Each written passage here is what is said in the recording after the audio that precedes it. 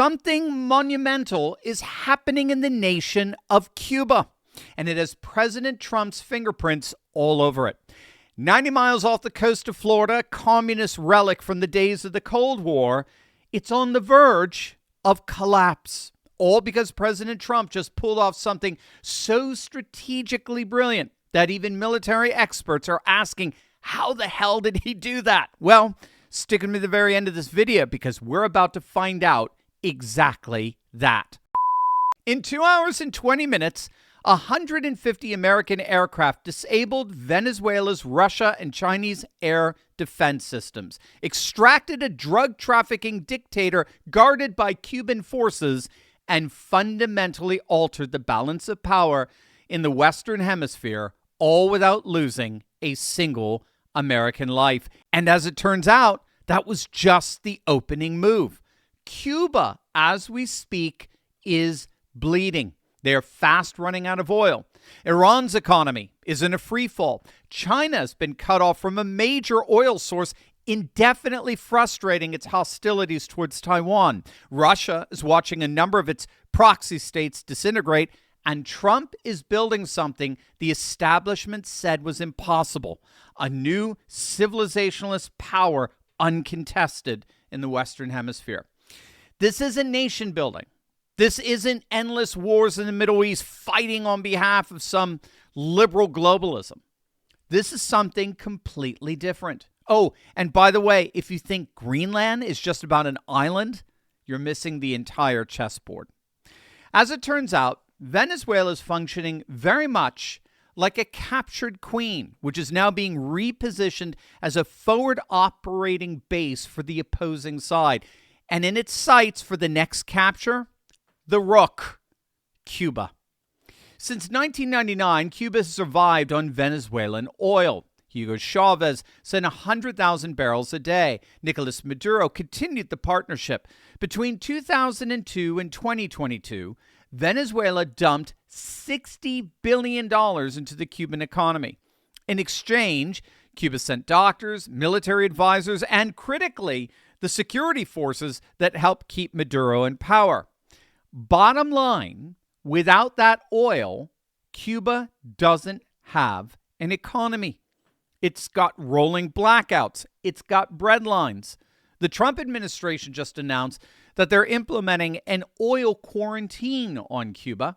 Mexico, Cuba's second largest supplier, had already cut shipments from 22,000 barrels a day to 7,000 after Rubio visited Mexico City back in September. So where does Cuba go? Well, Russia provides about 5,500 barrels a day, but increasing that number would only endanger negotiations with the United States regarding Ukraine. Cuba is already in its 6th straight year of recession. Inflation is out of control. The average Cuban can't heat their home or feed their family. And now they're about to lose the one thing keeping the lights on, literally. And President Trump is already seeing the writing on the wall. Cuba is ready to fall. Yes. Cuba looks like it's ready to fall. I don't know if they're going to hold out. But Cuba now has no income. They got all of their income from Venezuela, from the Venezuelan oil. They're not getting any of it.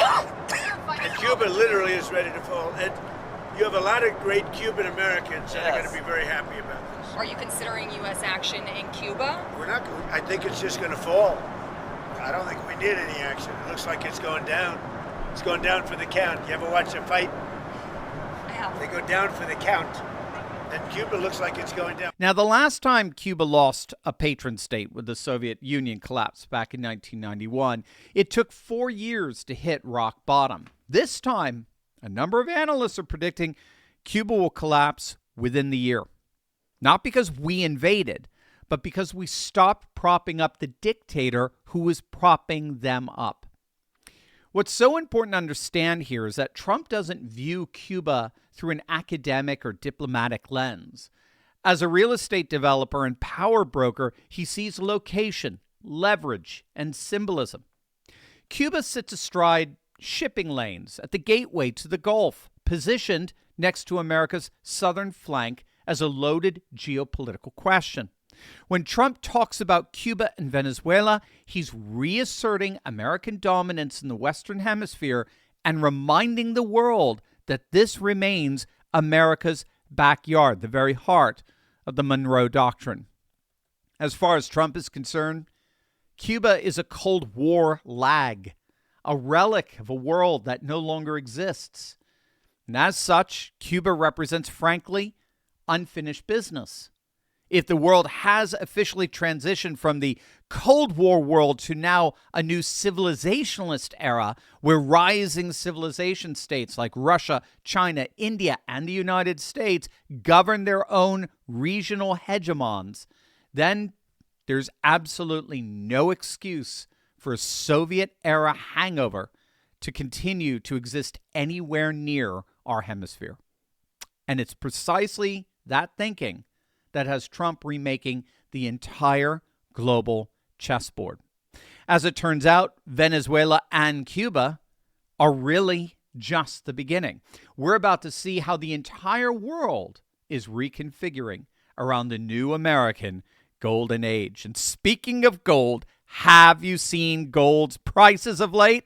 They're skyrocketing. Silver, too. And it's nothing. Goldman Sachs just raised their 2026 gold outlook to $4,900 per ounce. Many analysts think they're being way too conservative. And to make it even better, we got over 3 more years of these America First policies ahead of us. This is exactly why smart Americans are taking control of their retirement accounts by backing them with physical gold and silver. My great friends over at Augusta Precious Metals have put together an important report tailored to my audience. Now, many of you have over $50,000 in your IRA, 401k, or TSP, which means you need to get your hands on this concise but very powerful 2-minute report about how to take full control of your financial future. Go to turleygold.com.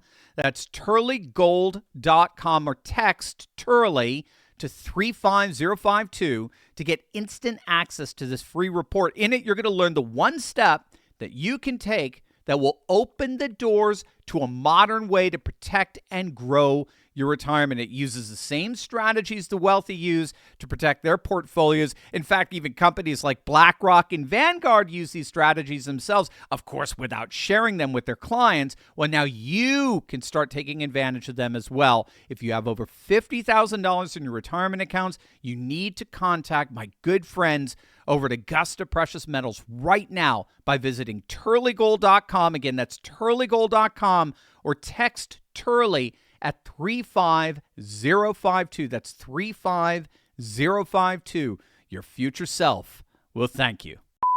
It's not just Cuba.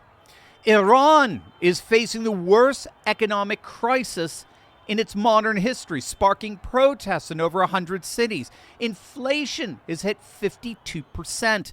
The Iranian rial is now 1.47 million to $1.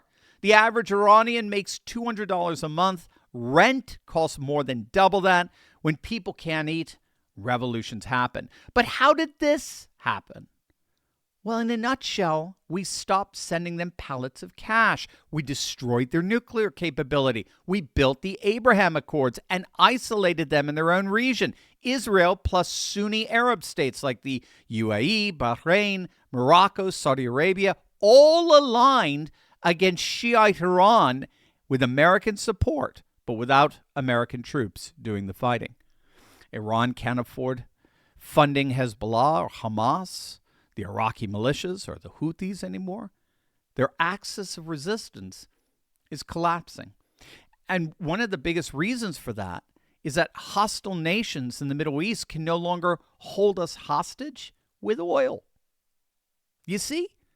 I mean, Trump hasn't just made America energy independent. He's making the whole of the Western Hemisphere the energy supplier for the entire free world. Not OPEC, not Russia, us. Venezuela has the largest oil reserves on the planet. They can't tap into it because socialism destroyed their infrastructure. Trump is already talking about American companies rebuilding Venezuela's oil production in under 18 months. Which brings us to Greenland. We talked a little bit about this yesterday. Trump isn't joking about this. And I assure you, Europeans ain't laughing.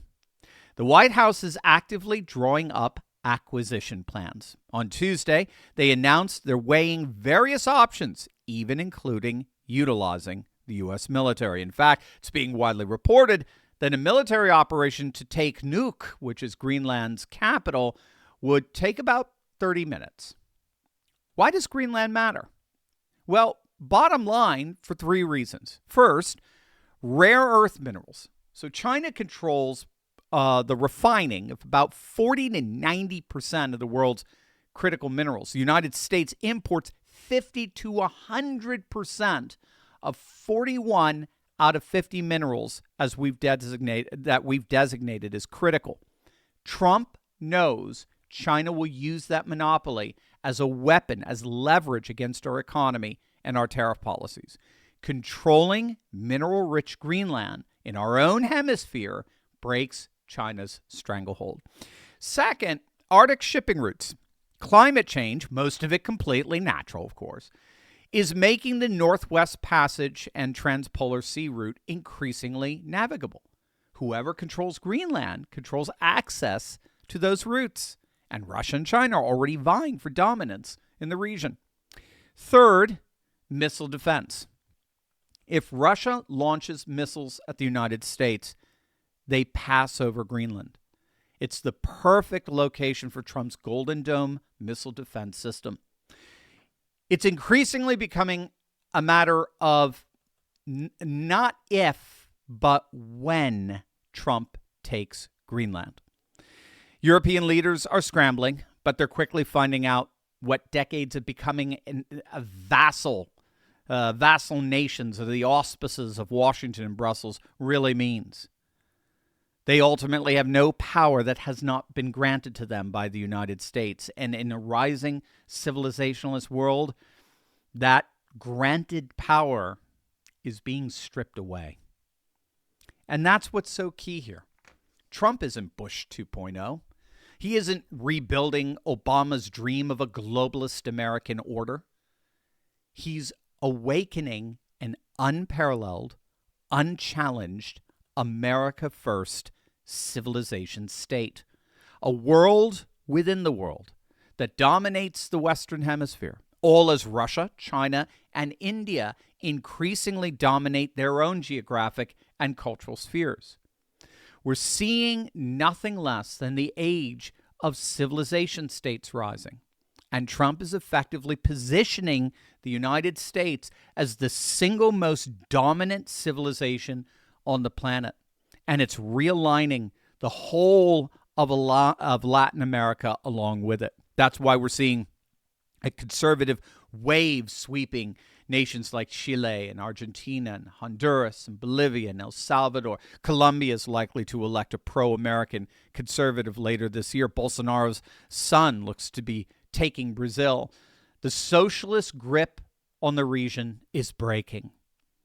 And Cuba, that old Cold War relic, stands poised to join this new civilizationalist world, finally liberated from decades of socialist stagnation, and enter into its own well-deserved golden age.